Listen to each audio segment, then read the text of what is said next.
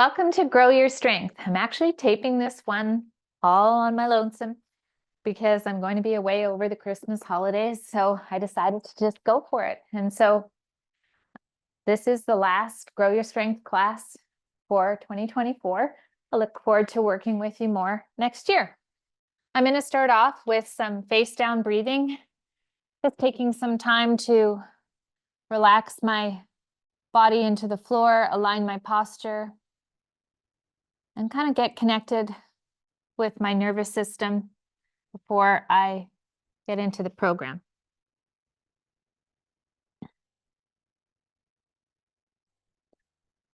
Just taking a nice deep breath in. Trying to sense lifting and lengthening my low back as I inhale. Nice and slow, and then a long, slow exhale.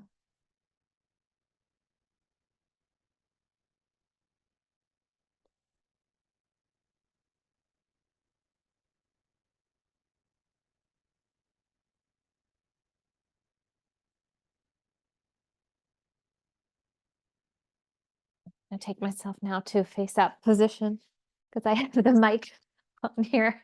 It sounded kind of weird, like I was like heavy breathing into the mic. Anyway, hopefully you can hear me.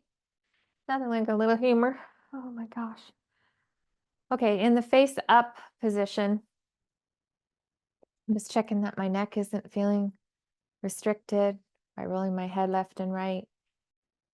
Got a good sense of my shoulders and shoulder blades. Adjusted my low back a little. There's a curve, but not a huge one. As I inhale, quick check of whether the belly button's rising. And on the exhale, falling. Breath is more than to just the belly side, so think of it as expanding out to the sides.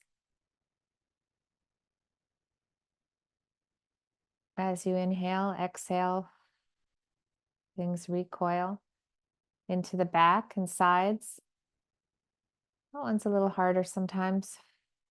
More of a sense of that face down for sure. And the hips, pelvis, and privates when you inhale. Get that intra-abdominal pressure, and as you exhale, the air comes out and everything recoils. If you exaggerate your exhale and pretend you're blowing all the air out, keep going. You can kind of feel a little bit more that sense of how things recoil. I think that's a nice way to get started into an exercise session. I'm going to take us now to hands and knees and work through the back flexion extension. Your back toes can be flat or lightly tucked. Spread your fingers, flatten out the knuckles, and just start to round up through your back. Slowly moving through each section, establishing your flexion and extension and how your back feels today. Try not to push any extremes, so as you round through each section, I'm not forcing anything or pushing the floor away too hard.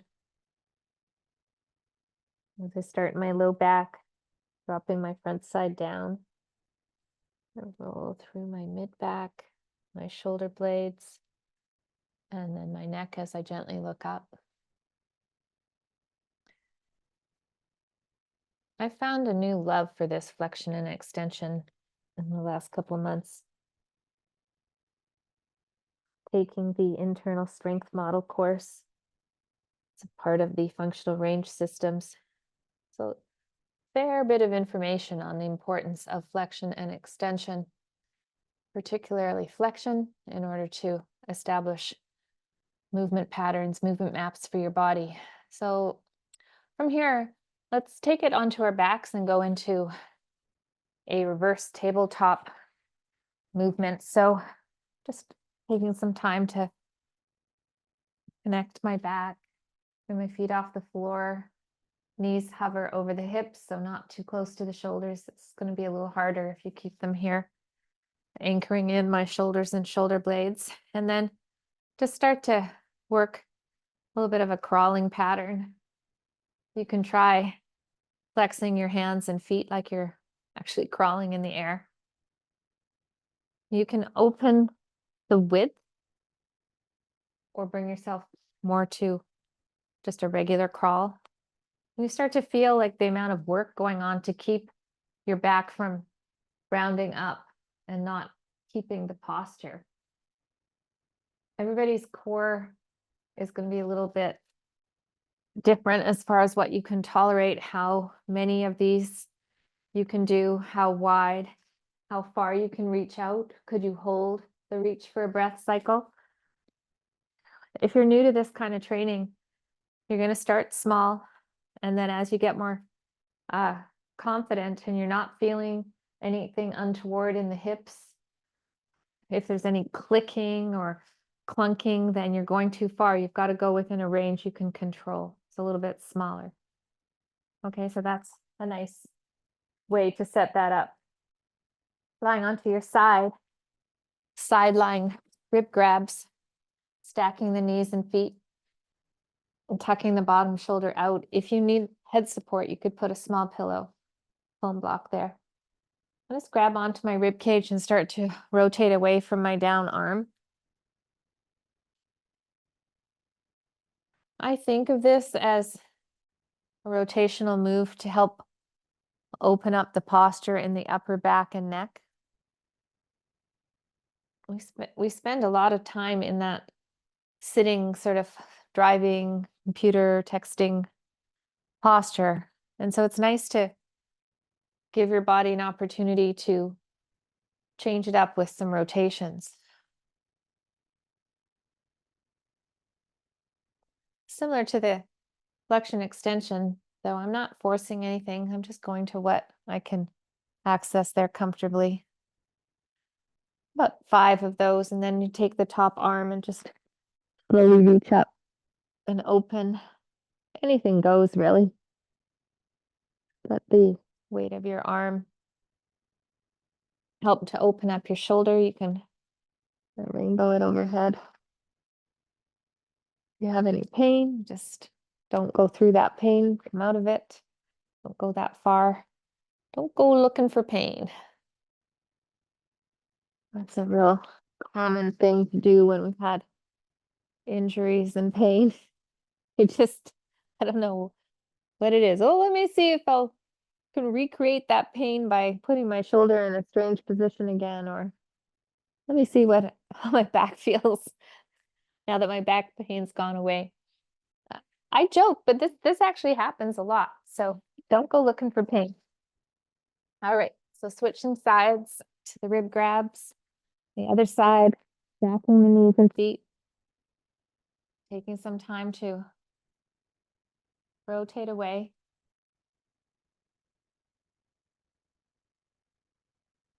From your down arm.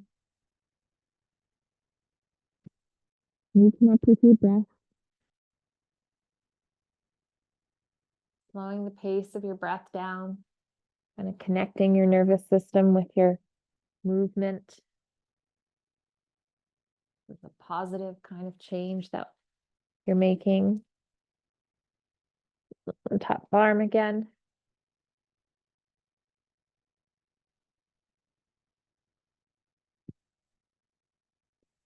Overhead.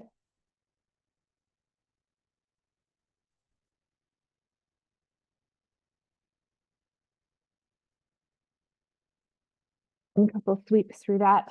And then to take us to working on some ankle mobility from sitting. Okay. A little different. I often do ankles lying down. So sitting, you can sit against something if your back doesn't like this position, or just put your hands back here. And we'll start with moving the ankles, spreading the toes.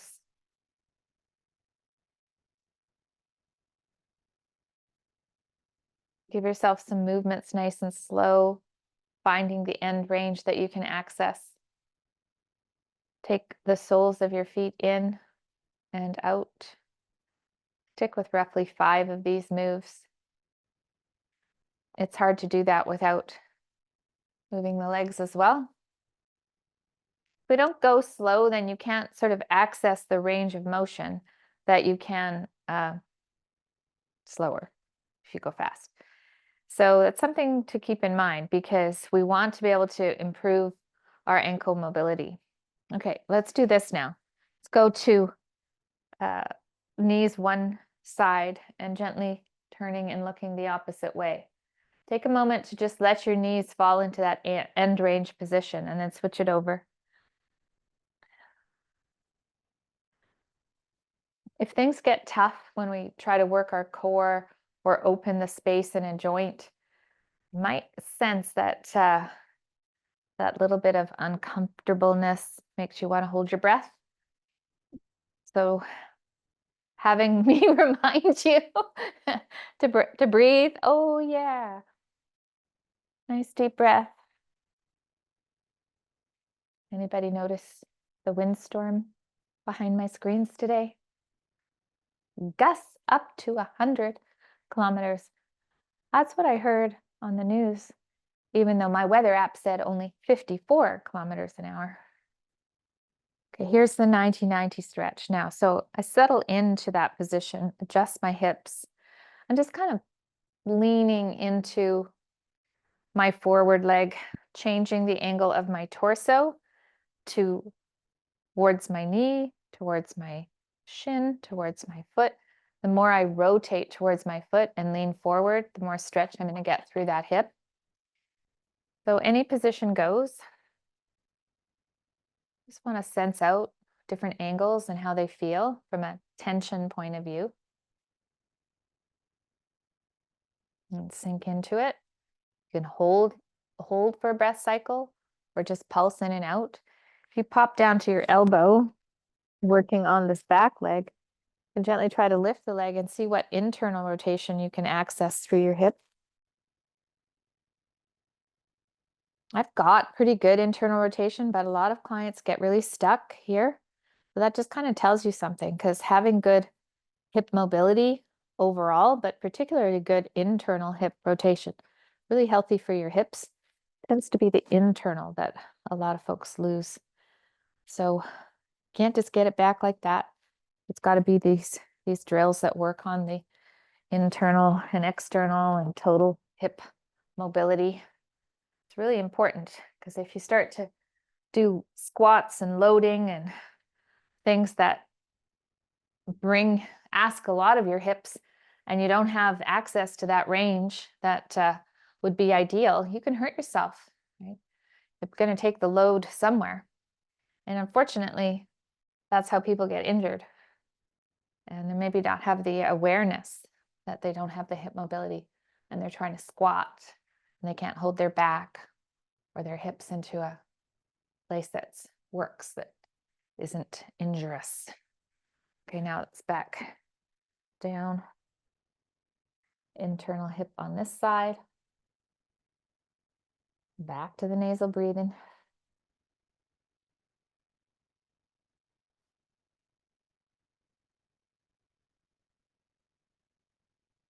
Good. All right, so we'll come to all fours now. I'm going to do some bear hold and a plank hold. So for the bear, I'm going to set myself up for neutral back, which I would say is somewhere between your flexion and your extension, somewhere in the middle. Anchor in the shoulders and spread the fingers so you can distribute the weight through your hands. I tuck the toes and lift the knees off. I'm just going through 3 to 5 breath cycles, trying not to take the load right in the base of my wrist. So I can come forward a little bit, use my fingers, lengthen out my fingers, breathe. Oh yeah. Float the knees back to the floor. Just take a moment to come off the wrists. You can give them a circle or two. You can stretch them out. Right? A lot of the exercises that load the wrists are in wrist extension. So in flexion, we sort of turn it the other way and either use your hand or a little pressure off the floor to access that. Now you can do another bear, or you can step back into a high arm plank. So here we go with the plank. Checking out my hands, making sure I've got the weight even. My head is in a good position. Breathing, a little light activation of my hips. There's so many things you can do to make a plank harder. You could hold it for longer for sure, but you can also push your toes into the floor or pull your hands towards your toes so you kind of create some more tension through that area. From the plank, let's go into some hip circles. So I'll take my time to set up my back again. Slowly take one knee off and start to access what range you can through this hip circle. I'm going really slow, so I'm only going to do one circle in each direction. Now, if your hips are tight, you're not going to be able to get a circle anywhere near what I can access. And there also might be some movement in the back as you do this. So the key is to keep that back neutral, like you have a cup of tea, visualize on your back and your teacup isn't rattling too much. And this is also a core exercise because you're really having to hold yourself stable and not like weight shift to one side as you do it. So from this side, I can't get away with anything because the camera's going to show if I weight shift to that side. So nice and slow, maintaining this posture and my deep breathing. Generally speaking, you want to go slower than you would like to, especially if you still have some caffeine on board and you just want to get this done. So challenge yourself and your hip. Gift your hip. And away we go. Almost there.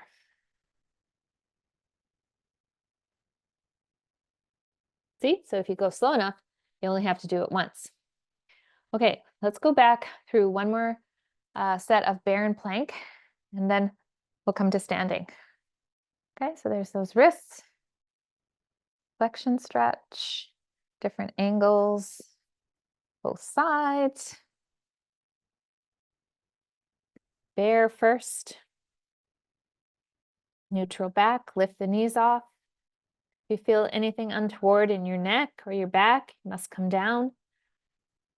Otherwise, focus on a deep nasal breath like we did at the start. Full inhales, full exhales.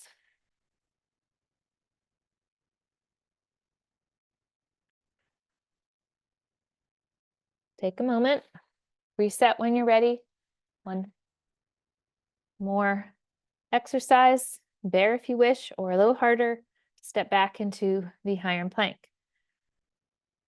In the plank, watch that you're not locking out in your knees or elbows. So that would look like this, like where your elbows are hyperextended or your knees are hyperextended. If you have that sort of postural, I want to call it a habit, it's something you want to work on.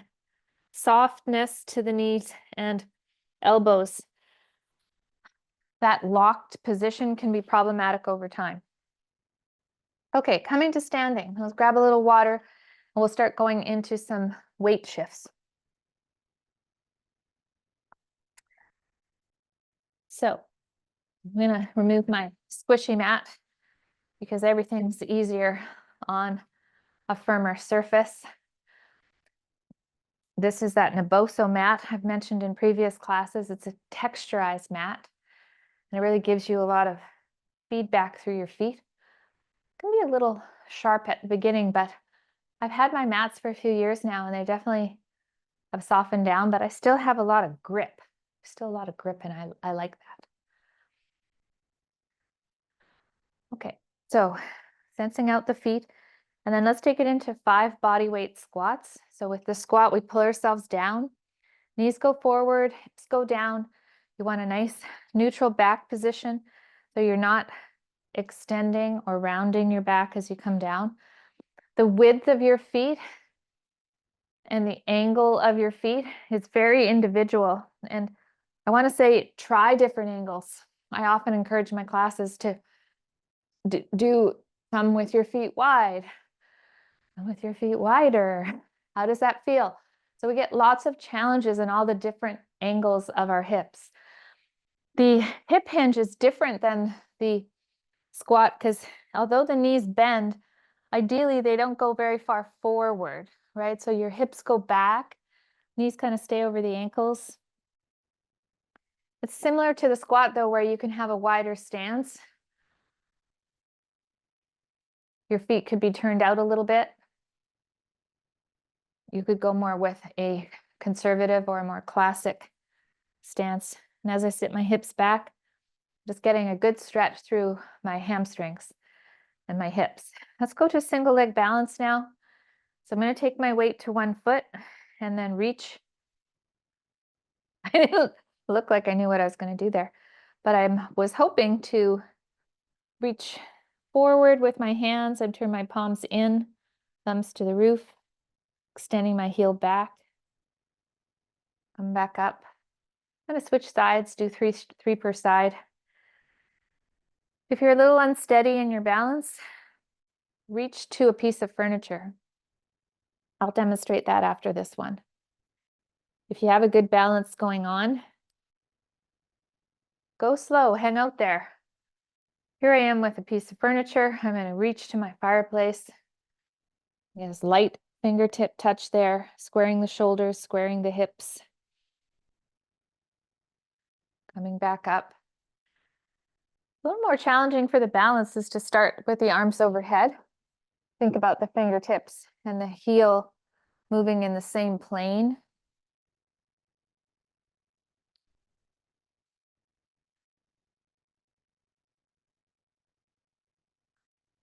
Remember, balance is just a practice. So keep practicing.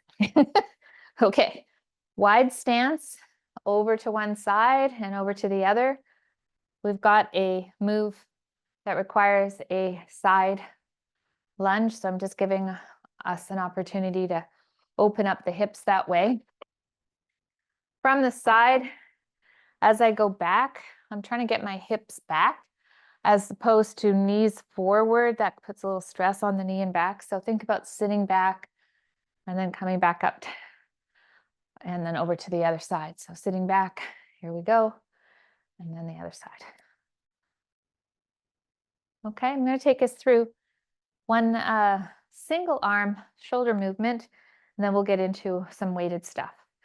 So I'm having my feet placed, and my weight is over my feet, crossing one arm across my chest, really just as a guide to make sure that I'm aware of whether I'm rotating through my body. So I'm trying to keep my body square to the wall in front of me and bring my arm up to a place where I can then start to rotate my arm in.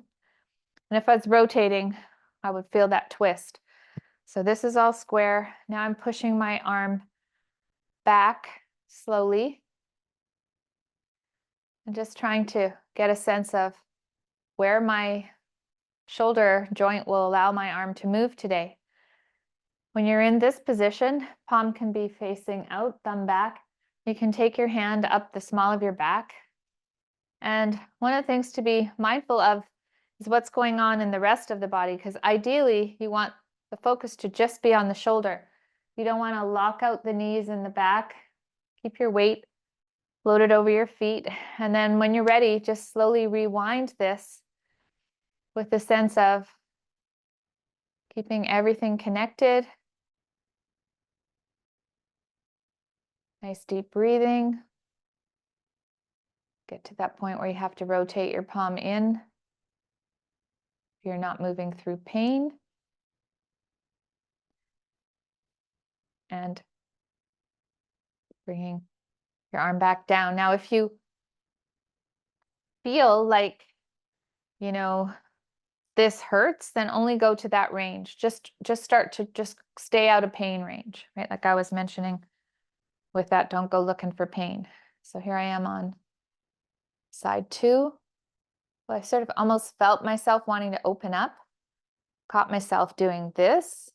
So no, get the movement from the shoulder.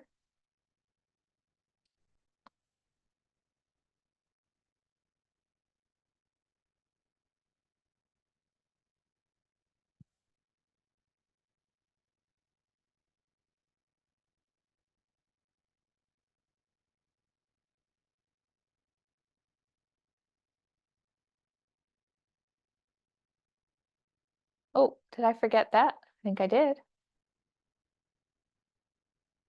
There we go.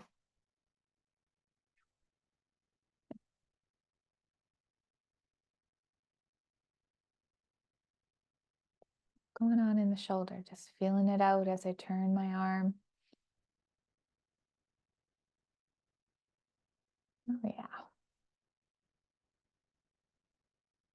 Although this stuff is kind of painfully slow, I truly am a believer that time spent in this kind of stuff will really make the strength training better. Make sure you're safe, space is safe, and you don't trip on your own equipment. Oh my gosh. Okay, getting goofy. So here's the exercise. I'm gonna put the weight in the right hand and I'm gonna step out, come back to standing and press overhead. So I'm stepping out with my left, hips back, back to standing, and here we go. There's 2. I'm gonna try for 6. You wanna modify your rep range, whether or not it feels okay to press weight overhead. Perhaps it doesn't. You could just stick with the side lunge and not do this part. You got to count your reps because I feel like I'm beating myself up here today. That's the thing when there's nobody watching as I tape. Really not the greatest counter sometimes.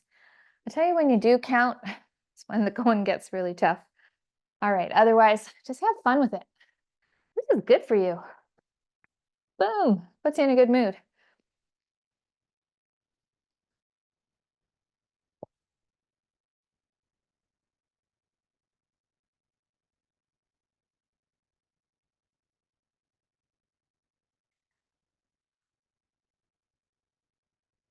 Nice.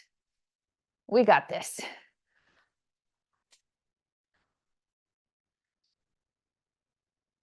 Second exercise, calf raises.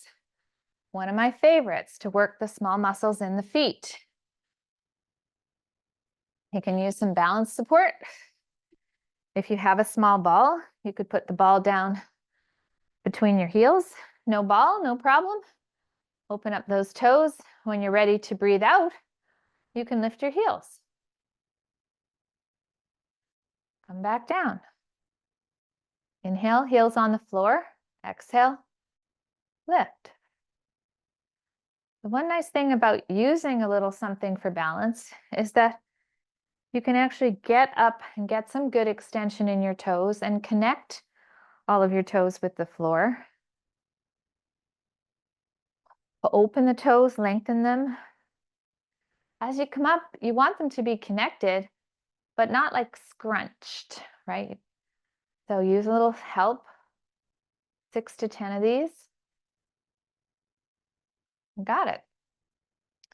Third exercise, bent over row. I'm going to use 2 dumbbells and come into a hip hinged position, pulling the elbows just to the sides, squeezing my shoulder blades together. I want to be mindful that I'm not feeling this in my back or my neck. As I lift the weights up, I can feel the retraction or the pinching together of my shoulder blades. Rep range approximately 10. Following some sort of magical rep range that I tell you could be a recipe for disaster, because your strength and the weights that you have available to you might not match with my rep range. The band pull is kind of fun. Just any sort of light resistance band. You need to stand with good posture. Check those knees again, right? Softness. And start to open up on different angles, reaching.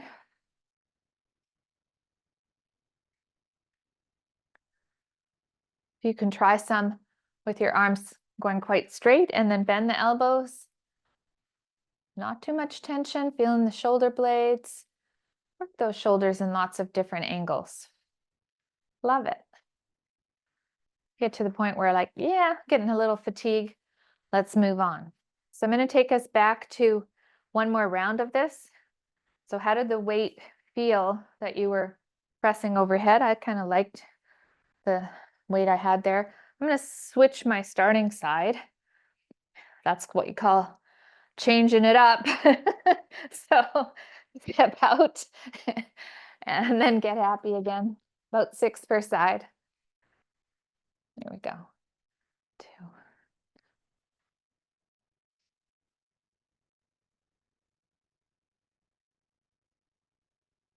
Counting this time.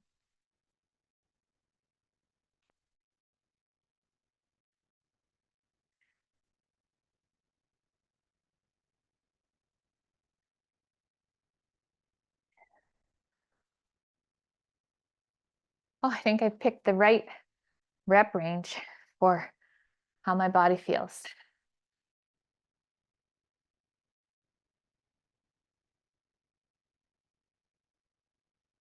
Stay focused on what you're doing. Recruit some more little motor units.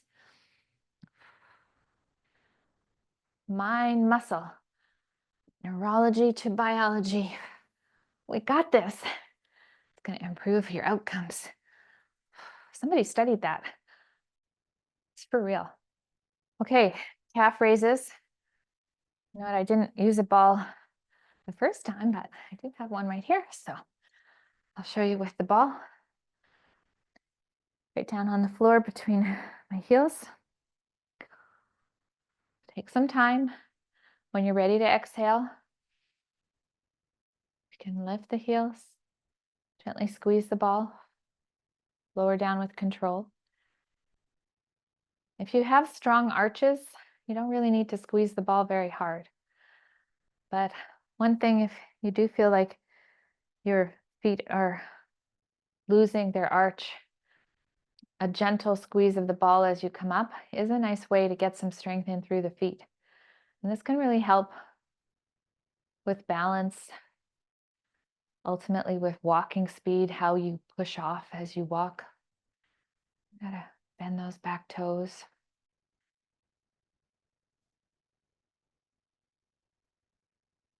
Good.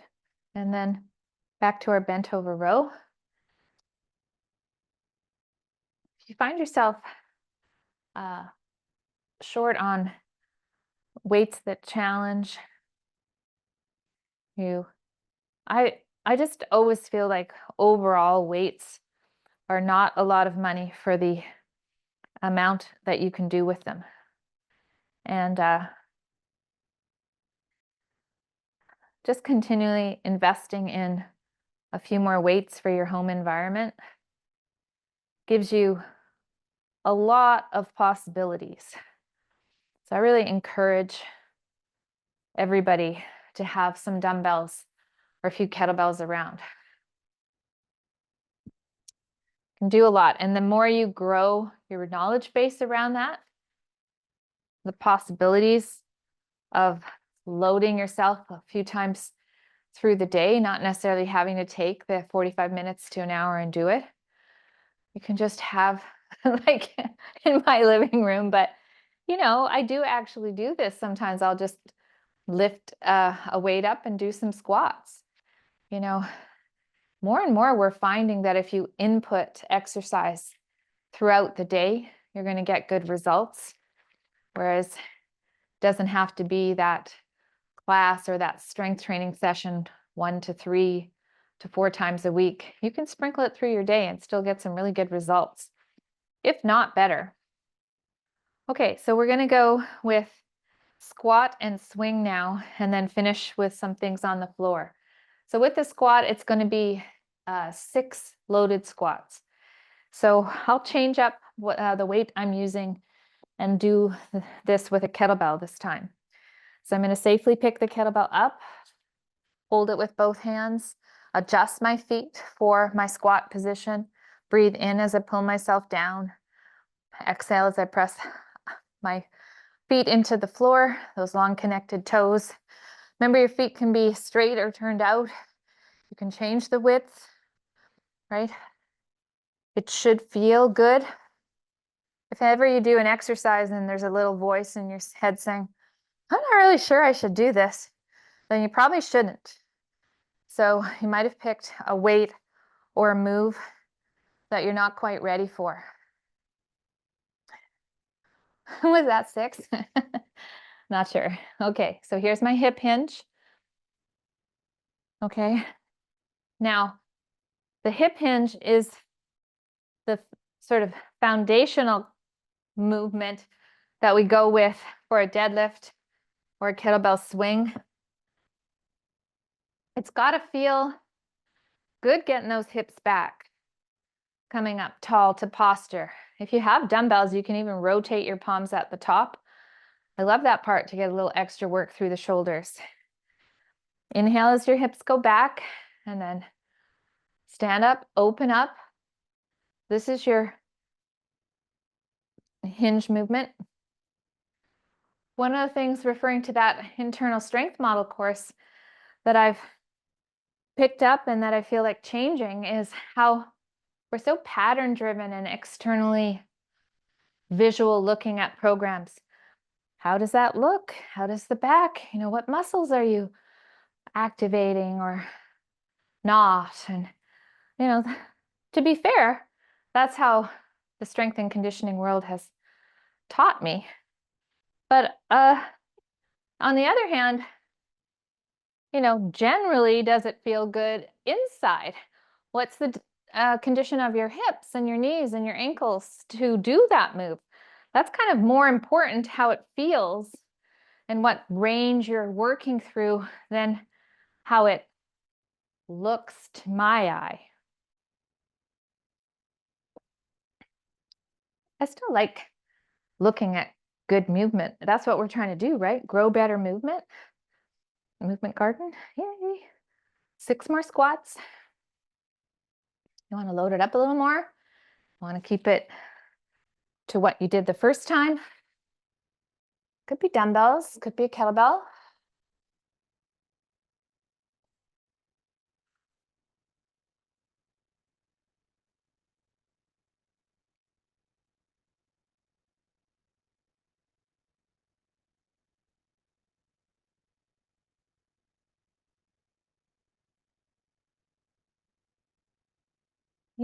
Now, multi-purpose kettlebell. Now I can do a weighted hinge from the floor. Now, if you didn't have the hip mobility to lift from the floor, you could elevate the kettlebell on some magazines or a box. You want to get your hips back. Take a breath in, lift up. Breathing in and creating that intra-abdominal connection. Rebreathing at the top before you lower the weight back down. This is going to be like a little safety belt of intra-abdominal pressure for your body. One thing I love about the kettlebell practice is there's a lot of respect about the body and the kettlebell. It's something that drew me to the practice, especially with Strong First. Some people find that quite hardcore, but there's respect. You never pick up a kettlebell without thinking about how to do it properly. You never start a kettlebell swings without really being into it. So I like that idea with all the things that we do. Respect your practice, respect your strength training, carefully move kettlebells, the dumbbells off to the side. Okay, last set. We're going to do plank, single leg bridge, and get up. What? More planks? Okay, but we're going to add something to it. So many people want to be able to do a push-up. And if that might be you, and if that is not you, then guess what? I have that as a goal for you. It's great to make goals for yourself, but your trainer also wants to make goals for you. So this time, there could be from the plank, a little mini push-up, or maybe a controlled lower to the floor. Thinking about your shoulder blades coming together as you lower yourself down. If that's too hard, then take it up to an elevated surface. Could be something this height or even a little lower. And try some push-up moves, Pulling yourself in, pushing away nice and even. Definitely want to progress this. Putting a pillow underneath your front side to lower yourself too. I'll show that as well. And even just this mini push-up. It's going down as slowly as you can. Take a moment, shake out the wrists, do another plank. Here's a nice pillow for softening the landing.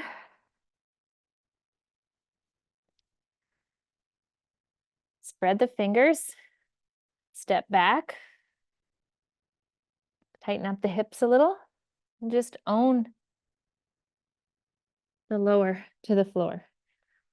Okay, so working on that lowering phase is really going to help you get the strength to accomplish your push-up goals. Gotta love them, right? Push-ups, very empowering. Okay, let's do a run through of a get up and then we'll call it a day. The get up, I'm going to start with my right knee bent and my right arm up in the air. Little connection through my shoulder and shoulder blade to the floor and a connection through my foot. The opposite arm and leg are on an angle, and the exact position of the angle takes practice. Because if your arm is too close in or too far out, you just can't do an easy roll and come up onto your elbow. It just doesn't feel right in your shoulder. So you have to practice that first move. I've done enough get-ups that my body just kind of goes to this position. I can take a breath in and create an easy roll up to my elbow, flatten my hand, come up. I just need to pull my hand in a little bit because I'm going to take my weight between my hand and my foot and pop my knee through. Now here I'm going to sit into my hips and come upright, taking some time to find the half kneeling lunge position. Okay. Top arm overhead. I haven't gone into a big back extension. I'm still thinking about my posture. Take a breath in, stand up. We always step back with the leg opposite to the arm in the air. Get control of your toes, slowly lower down. You can open up this front foot or alternatively pivot the back knee. I prefer to open the front foot. It's just easier on the knees. Take some time when you have your hand on the floor that you're not in a shrug position. You've spread the fingers. You can take the load through to your hip and then make sure the shoulder isn't shrugging as you find the bent elbow position and you roll to the floor. Whew, it's good. Even doing it at body weight, there's so many challenges that you're taking your biology through. So I switch sides, okay? I'm working on the angle. If you have a big arch in your back, you just want to work on connecting that down a little bit. You're not flattening your back. Connect the shoulder. I'm going to push into this foot. A little breath up to my elbow. Pressing up to the tall sit position. Adjust my mat. Okay, so no shrug, right? Happy shoulder, nice long spine. Can I take my weight between my hand and my foot? Sure. Up and through. I'm gonna sit into my hips. I'm up. You can hear me breathing, right? I'm just taking deep breaths in as I need to support myself through some of these moves. I like thinking about changing the breath to the imposed demand. So if this is hard for you, you really need to take a breath to support your core. Good. When you start doing it with weight overhead, dumbbells or kettlebells, then you really understand that you've got to cue your breath up sometimes so that you are focused and you're paying attention and doing that respect of the weight that you take through the motion. If you're new to the get up, pause the tape, rewind, copy it, look at it, make it your own, find your angles. It'll change your life. It really will. You never want to lose the ability to get up and down from the floor. And if you are not at a stage where you look at that and you're like, that's way too much, I can't do it, then you just do what we call partial get-ups. Even the setup is work, or just roll to the elbow and then come back down, right? So there's always a starting place with the get-up. Thank you so much for building a stronger version of yourself with me today. I look forward to seeing you again soon. And here's to 2025. We're going to really rock some strength together in the new year. Take care, everyone.